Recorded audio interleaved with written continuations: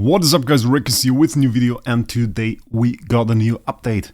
And the new update introduced quite a few new things, and I want to go through all of this stuff. I actually already made this video and like an initial reaction to all of the new stuff, but yeah, it turned out I missed like half of what was in this update, and I really didn't want to upload that. So let's hop in, let's see what it's all about. First, we got some new digits right up here. It's now no longer 299M, it's 299.45M, so it's a little bit more precise. And in general, they put the commas and points in there, so that's pretty good. If you hop into an Ancient Arena there, it actually makes a huge difference. 1.3 billion, you can now clearly distinguish it. Before that, it was like a little bit difficult. Sometimes there was a guy with like 100 million strength, and I thought like it's 1 billion, and I thought, why have you never seen that name? And yeah, that was a little bit complicated. The other thing that we got today was some new VIP rewards or VIP benefits. You can see it right here. Treasure Shard, Mythical Puppy Brooch, 250 of those, so 5 times the treasure shard for Mythical Puppy Brooch, so 5 full ones in total for becoming VIP 13, and you get like 4 for 12 and so on, and it all starts at VIP 7 where you get your first one. And this is basically one of the new treasures that they introduced. There is a new series in the treasure series, are always those pages that you see here. That's the Alien Dessert series, and there is a new series right at the end here. It is called Arcane Jewelry. You can see I've already got the 5-star one. The 5-star one you get just by becoming VIP 13. That gives you enough of those mythical puppy brooches to upgrade them to 5-star. This will also give you 1250 points for the series and a total of 13.6 million HP and 100,000 attack. And that is quite a lot actually, and even the first one, just by becoming VIP 7 you get 850k HP now, which if you are like a heavy spender at the beginning of the game, actually gives you a ton of HP. That's like, that will probably double the HP on most of your heroes, on your strongest heroes even at that time. So that's quite interesting. I know a lot of people that write me and tell me like, yeah, I'm VIP 8, and Amazon series, it's a VIP 8 account, so we should get 1.7 million HP and 12,000 attack there, which is quite nice. And overall, I have to say this Arcane Jewelry is quite nice. I was afraid, because I saw some treasures like that gave Force Whoppers, and I was afraid they would make a series of Force War treasures, so an entire page of Force War treasures, and they didn't do that. They made like this Arcane Jewelry, and that is like the mixed series with buffs for different game modes. We can hop over those now. Started Arena Control Immunity, not too important, but it's 20% if you maxed it, it's nice. Force War, all damage dealt, also not that important. We have to see if it works in Wraec's Perdition. It will be hard to see because like all damage dealt, yeah, I deal 5% more damage. Will be a little bit hard to notice, but it's one that I don't really like. The problem is we already capped out on damage in the first season of Force War. We already hit the 20 durability conversion, and the 20 durability conversion, if you don't know, that is like if you do damage, it gets converted to durability points that you reduce the fortress by. And 20 is the maximum amount of durability that you can reduce. So dealing 100 times the damage, you will still do 20 durability conversion. That is the cap. And so the all damage dealt is a little bit not that good for yeah, the strongest players in the game. It's like Jesus, other people. So we already hit the 20, and more people will do so, and then this all damage dealt will become totally, yeah, unimportant. Then we have this one. This is quite cool. Magic Merit, buffs for PvP, holy damage buff for PvP. And the good thing is, and that is something I really like, it drops from Interdimensional Arena. You heard it right, it drops from Interdimensional Arena. We will check that out later on after we looked over those treasures. Some of those treasures that you see here drop from their respective game modes, and that is something I really like. I think it's really cool. So pretty nice on that. This one we already know. Divine Amulet, Aspen Dungeon, damage reduction is nice. Doesn't drop from Aspen Dungeon. This is a little bit sad. As far as I have seen, my Aspen Dungeon is closed for at the moment. I might be wrong. I have to check that out later, but that's quite cool. Tower of Dreams, crit damage reduction, same for this one. And then we have the Infernal Emblem, Arcane Jewelry. Back to this one, I wanted to show you guys that. 50% crit damage reduction. Like if we had content in Tower of Dreams and they gave us like depth 16 to 20 or even 25, This would be really cool. 50% crit damage reduction is a lot less damage taken if your enemy crits. This one drops from Sealand. You can already see I have 13 shards. This one drops from Sealand. To be precise, from the Sealand store. Basically, every 4 days you can buy some boxes in there that will give you shards for this Infernal Emblem. It gives you speed, which is nice and will be nice once they introduce Sealand 35, 40 maybe.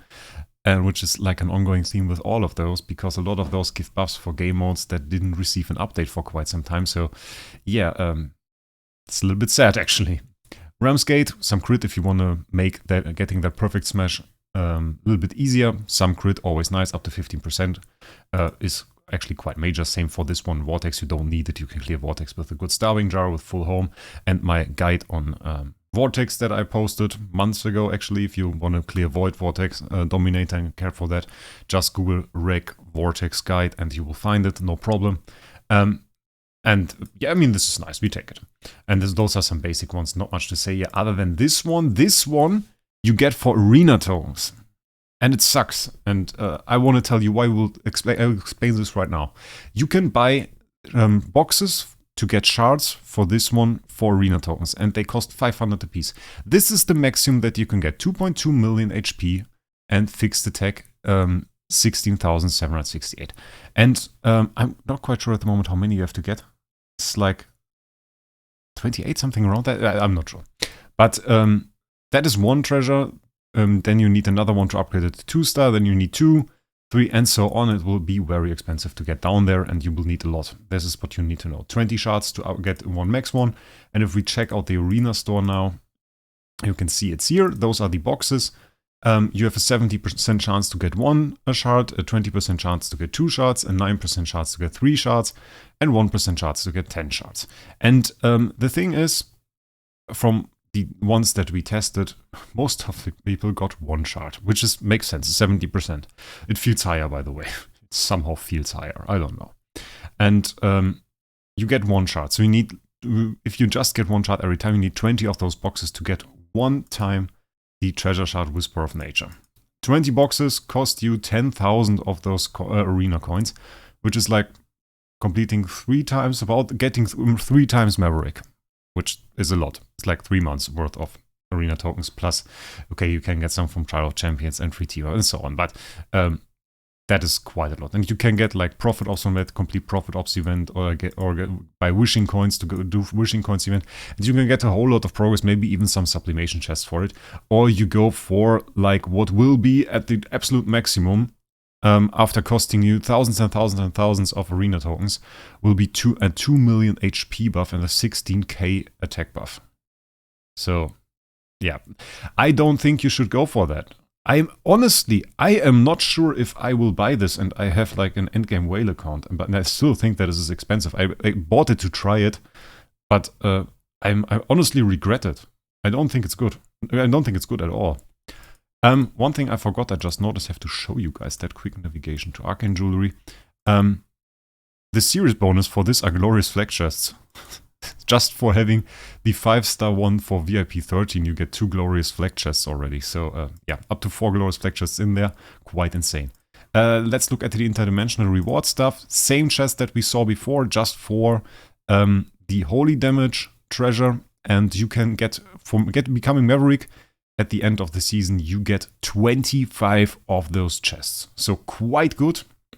Becoming Maverick and becoming Maverick every single season is now like super important. So if you want to go for PvP and you want to be strong, then become Maverick and try to become Maverick every single season going forward. You can do so pretty easily by buying, by doing it every single day, doing attacks every single day, and buying the arena tickets for gold from the shop and from Aspen Dungeon. Don't need to spend any gems, and then you can go for it. The thing is, you obviously need a few heroes and a pretty established account to go for it. I personally did my first Maverick, and I only had 2 E5 Garudas, so that was another time though. Now people have multiple E5s, way more E5s than back then, and yeah, so you need a little bit more. But go for it as soon as you can and get those lucky treasure chests, get your Maverick frame, maybe even get 1 win and get the top 32 frame. Double frame food will also bring you more stats, so that's pretty important. that is something we have seen. Then let's go for SL. SL, we have those boxes here. You can buy 5 every 4 hours. It will cost you a total of 3,000 of each of the materials. And those have the same probabilities and distributions as the other chests that we saw. So those are the chests that are important. Next thing we are going to look at is the Celestial Island. This one I haven't really looked at myself, to be honest. They reworked the furnace, and you can upgrade this now. Let's do this. One update that gave us Stardust that we can build. Next upgrade, the tree. Gnark? Is it called Gnark? Something weird. Stella. Crystal of Transcendence. And a lack of gold. We have to buy some gold. And this is again hero slots, okay? Let's check that out. This is what we got. Chances remaining 46. Chances remaining 200, another 200. So I have 446 still in here. That is quite insane, I have to say. What is the best thing in here? I usually went for the dust, because dust is pretty scarce in the game. So that is something that we can go for. The Stardust is like 2 hours for 400, so we get like 12 drops a day. 12 drops means 4,800, which is about a level later on, about half a level. I mean, that's not too bad. So the Stardust is not too bad. So that is something that you can go for. Don't go for the Void Knar test. Don't go for that. That's not too great. This is 3,600. Stella, honestly, not very nice. Same for the Crystal of Transcendence. Hero slots can be pretty important if you're on a low spender account. Then you can go for it. But I think personally, I will go for some Stardust and later on reward you going back to the dust. So that will be my way of doing this. So let's do this. We can do up to 12. Okay. Okay, we can list multiple days in here. Okay, that's great. Check that out. Let's try this. Or is it multiple at the same time? Does it do both at the same time?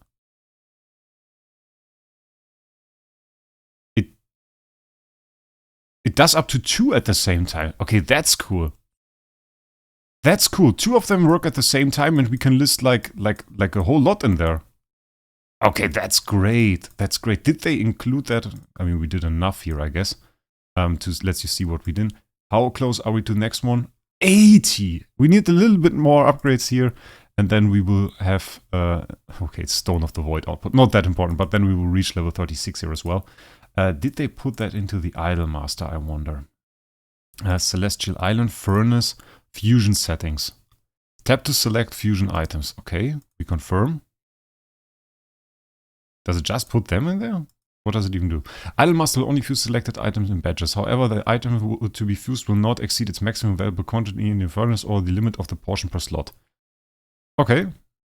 Space gems won't appear in the Idol Master fusion list once. Okay, cool. It's very nice that they included this in the Idol Master, so now you don't even have to think about it. Use the Idol Master and you're good to go. Yeah, well, okay.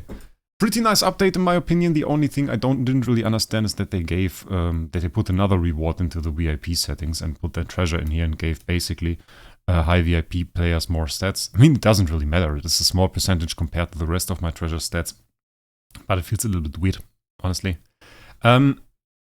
The treasures that you can get through just playing the game modes, just playing Arena or Sealand or stuff like this, should be way more established in the game. I feel like that's a pretty cool way of earning treasures. I hope, I couldn't check it yet, I hope they introduced it to Espen Dungeon as well. I don't think so. Same for the Ramsgate one. I think there should be more gameplay ways to earn treasures. It's pretty great, honestly, and I'm looking forward to this being the way to earn more treasures in the future. So, let me know what you think about the updates in the comments. I just want to say thank you for everybody that subbed. We're already way past the 6,000 subscriber mark. If you haven't subscribed yet, check that out. Leave a subscription below. Smike always makes me happy to look at that, honestly. Always makes me happy if I see there are some new subscribers and we're getting to the next point. And now I feel like the next big goal is 10K, obviously. And once we reach that, I feel like this will be a very big achievement and something that will make me very happy. So thank you, everybody. And we'll see us in the next one.